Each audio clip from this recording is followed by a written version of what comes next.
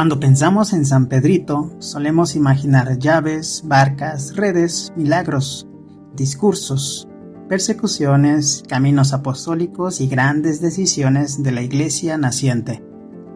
Lo vemos caminando con Jesús, predicando en Jerusalén o encabezando la primera comunidad cristiana. Pero hay un detalle que muchas veces pasa desapercibido y que aparece discretamente en el Evangelio. Y hasta va a sonar un poco cómico. Pedro tenía suegra. Parece una observación sencilla, incluso cómica, pero detrás de esa frase se esconde una revolución. Para nuestras fiestas, aquí en la parroquia de San Pedro Cuautepec, esto es importante, porque significa que Pedrito tenía familia, tenía casa, tenía una dinámica doméstica, tenía responsabilidades, tenía preocupaciones cotidianas, tenía personas que lo esperaban para comer, tenía afectos, tenía conflictos, tenía cansancios, tenía una historia familiar, y eso cambia profundamente nuestra imagen de la santidad. La fe cristiana no nació en una nube, nació en hogares, nació alrededor de mesas, nació entre platos, conversaciones, enfermedades, preocupaciones económicas, niños jugando y adultos intentando ponerse de acuerdo.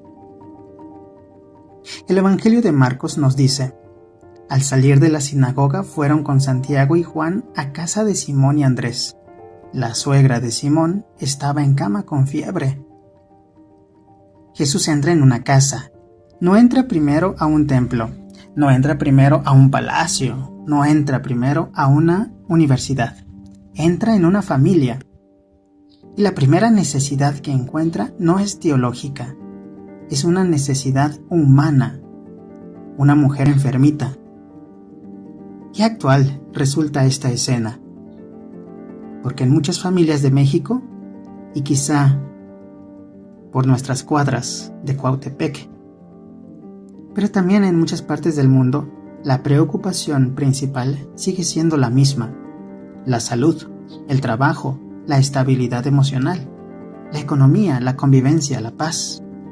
No pocas veces la cocina termina convirtiéndose en sala de terapia, oficina de orientación vocacional, centro de mediación de conflictos y santuario espiritual. Las cocinas guardan secretos. Tú lo sabes mejor que yo. En las cocinas se cuentan historias familiares, chismecitos. En las cocinas se lloran pérdidas. En las cocinas se toman decisiones. En las cocinas se aprende a pedir perdón. En las cocinas se aprende a compartir. La antropología cultural lleva décadas observando que la mesa es uno de los lugares más importantes para la construcción de identidad. Claude Lévi-Strauss afirmaba que cocinar es uno de los grandes actos culturales que nos convierten en comunidad. Increíble.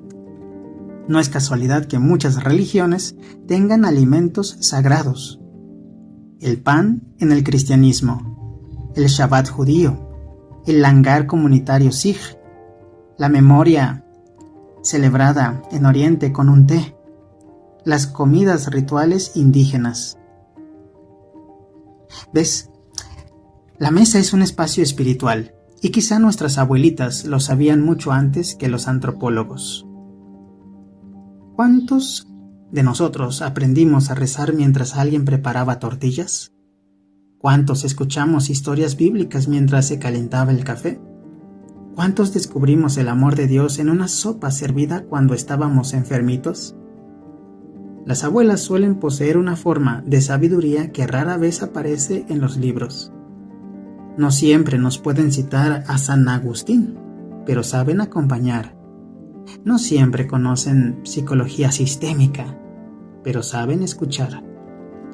No siempre han leído a Viktor Frankl, pero saben sostener la esperanza. Hay algo profundamente sagrado en esa sabiduría cotidiana. Los padres del desierto hablaban de la hospitalidad como una de las mayores virtudes humanas. San Efrén de Siria, del cual hoy es memoria en toda la iglesia y es el santo favorito de Padre Jimmy, decía que una casa donde se comparte el pan se convierte en reflejo del reino de Dios. La tradición cristiana ortodoxa rusa habla del icono viviente del hogar. La tradición cristiana etíope considera la mesa familiar un lugar de bendición. La espiritualidad indígena mesoamericana entiende que comer juntos fortalece el tejido comunitario. Distintas culturas, la misma intuición. La familia no se construye únicamente con sangre, se construye compartiendo vida. Hoy hablamos mucho de salud mental, y con razón. Las noticias nos muestran generaciones enteras enfrentando ansiedad, agotamiento emocional, incertidumbre económica y una profunda sensación de soledad. Paradójicamente, vivimos hiperconectados y muchas veces profundamente aislados. Tenemos grupos de WhatsApp familiares, donde nadie habla de lo importante.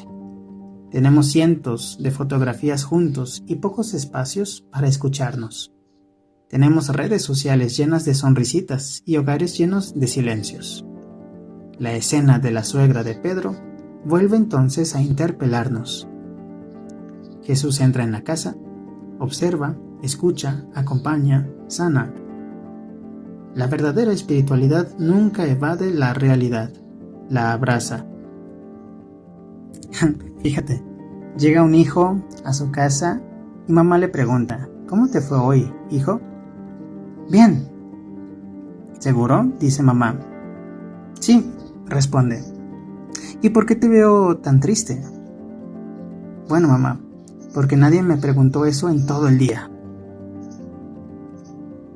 A veces la pregunta más espiritual es también la más humana. ¿Cómo estás? No cómo te fue, no qué lograste, no cuánto ganaste. ¿Cómo estás? Jesús parece ser especialista en esas preguntas, y las familias también deberían aprenderlas. Pero hay un detalle también que se nos puede pasar. Jesús sana a la suegra de Pedro y el Evangelio añade que ella se puso a servirles. No porque estuviera obligada, no porque tuviera que demostrar algo, sino porque había recuperado la capacidad de participar nuevamente en la vida.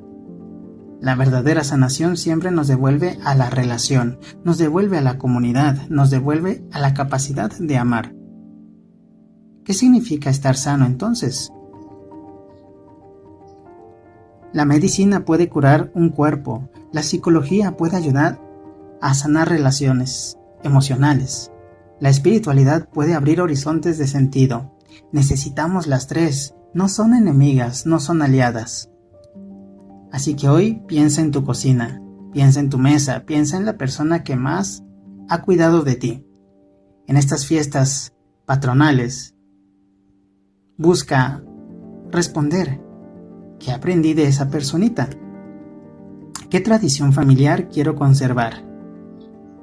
¿Qué oración heredé? ¿Qué herida familiar necesita ser escuchada? ¿Qué conversación llevo demasiado tiempo posponiendo? Porque antes de que Pedro fuera roca de la iglesia, fue hijo, fue esposo, fue yerno, fue vecino, fue miembro de una familia. Y quizá esa sea una de las noticias más hermosas del Evangelio. Dios no nos llama fuera de nuestra humanidad, nos llama dentro de ella.